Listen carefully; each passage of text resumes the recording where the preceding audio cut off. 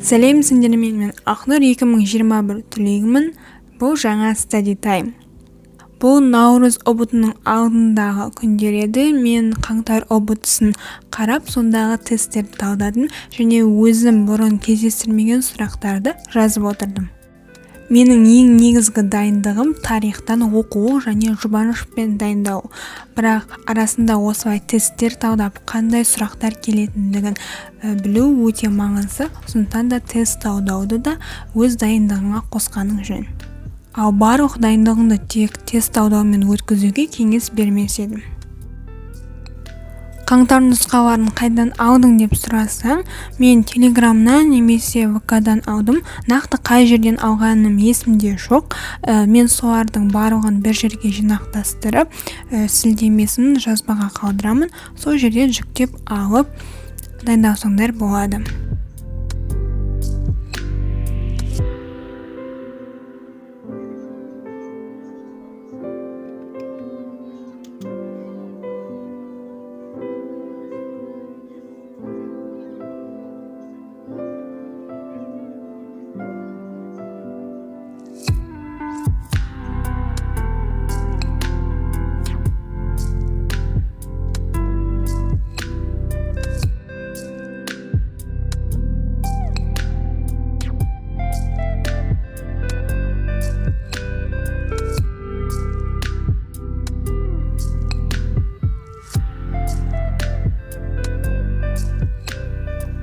Бұл 26, яғни Наурыз ұбытысына бір күн қалған кезде болатын.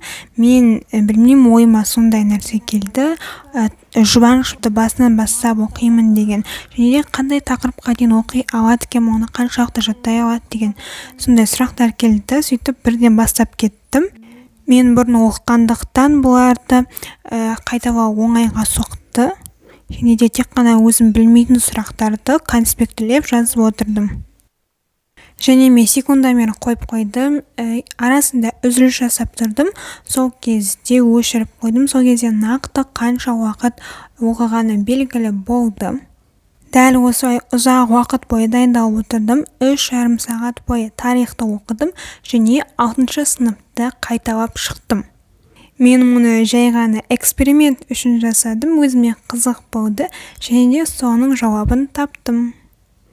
Енді грант ұбытысына аз уақыт қалды. Осы уақытта қалай тарихты жаттап алсам болады деген сұрақтарды көп қойды соңғы кездері.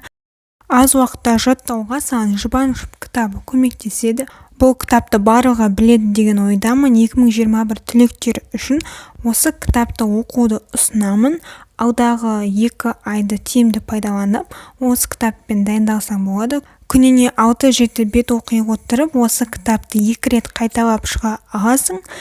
Егер 6-7 бет сен үшін көп болса, 4-5 беттей оқып шығуыңа болады.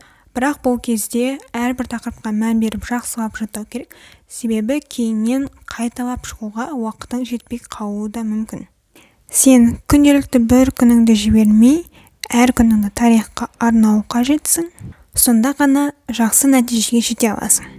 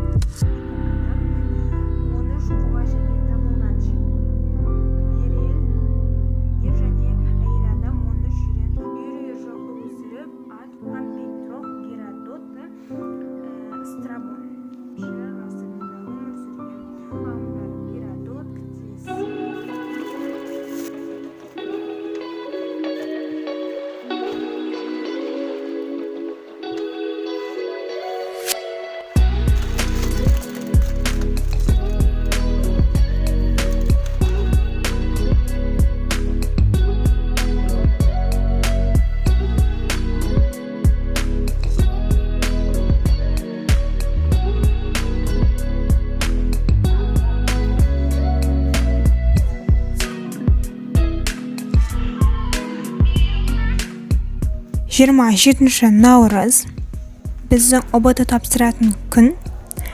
Біз таңертең жолға шықтық, себебі біздің қалада тест тапсыратын жер жоқ болды. Менің қалай тапсырғаным туралы, қанша балл алғанымды осы видеодан көре аласыңдар. Және сол видеодағы белсенділіктерің үшін алғысымды білдіргім келеді. Құттықтауларыңа, тілектеріңе рахмет айтамын.